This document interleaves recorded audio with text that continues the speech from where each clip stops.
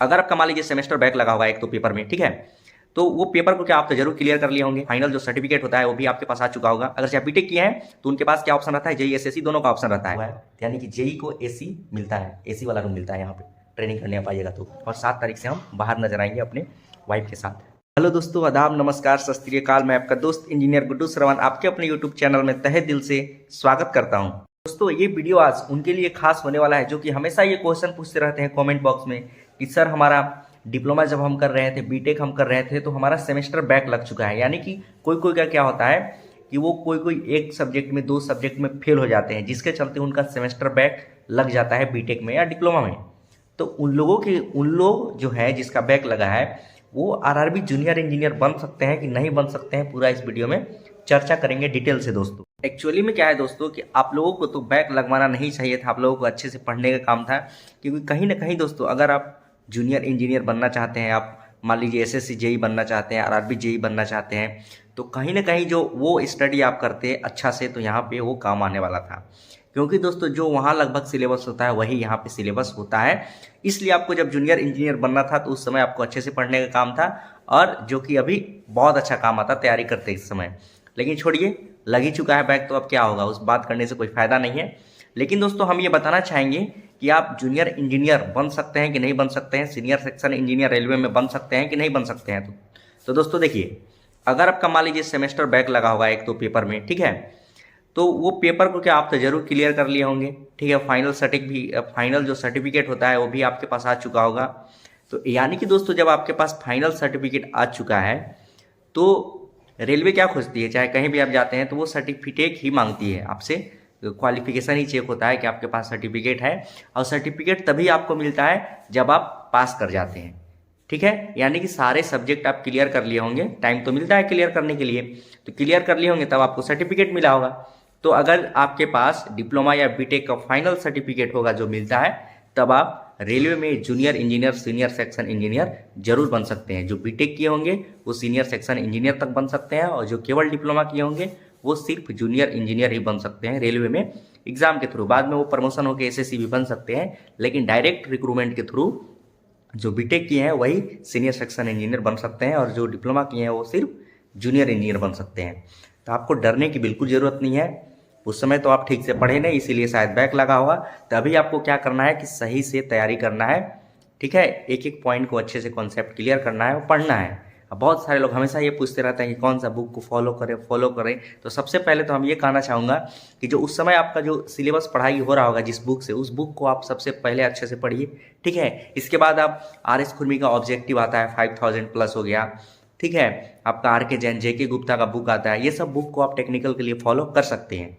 हमेशा ये क्वेश्चन पूछा जाता है, तो आपको ज़्यादा सोचना नहीं है, जितना सोचिएगा उतना दिमाग खराब होगा, इसलिए ज़्यादा सोचना नहीं है। आपके पास जो भी बुक है अभी जो ये बताएं हम पब्लिकेशन, वो उस बुक को आप फॉलो कीजिए और पढ़िए आराम से, कोई दिक्कत होने वाला आपको नहीं है।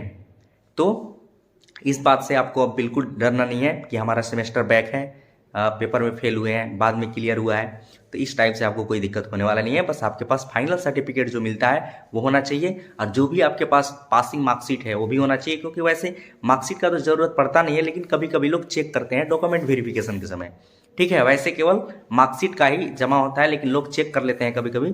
केवल जो फाइनल सर्टिफिकेट होता है उसी का चेक होता है डीबी में, ठीक है। अगर जो वो चाहे तो मार्कशीट भी देख सकते हैं आपका, ठीक है।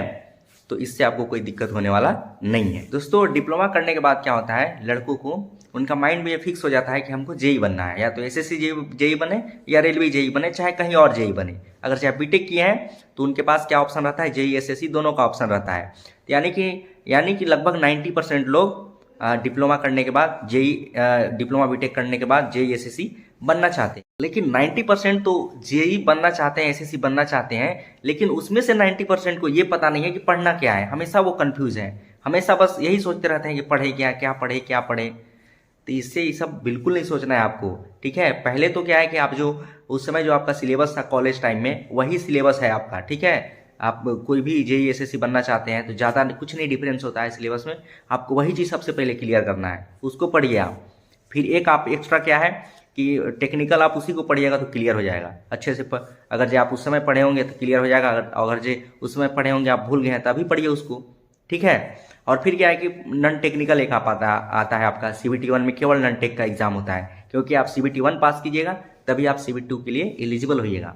तो CBT 2 में क्या है आपका कि मैथ्स होता है, साइंस होता है, रीजनिंग होता है, जीके होता है, जीएस होता है, ये सब सबको पता है, बताने की ज़रूरत नहीं है, ठीक है। तो अब क्या है कि इसको कहाँ से पढ़ना है, तो इसके लिए भी आपको कंफ्यूज नहीं होना है। यूट्यूब पर कितना सारा वीडियो अवेलेबल है, कितना सारा बुक अवेलेबल है, ठीक है। तो आपको क्या करना है कि देखिए कुछ बुक है जो कि मैं आपको बता देता हूँ अपने हिसाब से। आपका यूथ पब्लिकेशन का बुक हो गया, प्लेटफॉर्म का बुक हो गया, राकेश यादव सर का बुक हो गया मैथ्स के लिए, आपका अभिनय शर्मा सर का हो गया मैथ्स के लिए बुक। बहुत सारे बुक अवेलेबल हैं अच्छे अच्छे मार्केट में। तो उस बुक को खरीदना है और एक बुक को अच्छे से खत्म कर लेना है 2 बार 3 बार, इसके बाद दूसरे बुक को खरीदना है। ये नहीं कि एक ही बार सारा बुक खरीद लिए, अब समझ में नहीं आ रहा है कि ये पढ़े कि वो पढ़े, ऐसा कभी नहीं माइंड में लाना है। जो आप खरीदिए उसको पूरा पढ़िए, तभी दूसरा बुक खरीदिए। आपका यूथ पब्लिकेशन का जो बुक होता है वो काफ़ी अच्छा आता है। हम लोग उसी बुक से तैयारी किए थे, ठीक है। जो 70 to 80% जो प्रिपरेशन है वही बुक से किए थे। यूथ पब्लिकेशन का जो बुक होता है नॉन-टेक का तैयारी उसी से किए थे। बाकी राकेश यादव सर का बुक था, आपका वो अभिनय शर्मा सर जो हैं उनका बुक था। तो इस प्रकार से आप पढ़ सकते हैं। जो आपके पास है मटेरियल उसी से आप पढ़ना स्टार्ट कीजिए, ठीक है। पहले उसको ख़त्म कीजिए, कंफ्यूज नहीं होना है आपको बिल्कुल, मैं ये बार बार बोल रहा हूँ। तो दोस्तों हम वीडियो के लास्ट में ही कहना चाहेंगे कि आपको ज़्यादा कंफ्यूज नहीं होना है, ध्यान से पढ़ना है, मेहनत करना है, आपको पढ़ाई के पीछे टाइम देना है, फालतू टाइम बिल्कुल भी आपको बर्बाद नहीं करना है, ठीक है। मैं वीडियो के लास्ट में ही कहना चाहूँगा।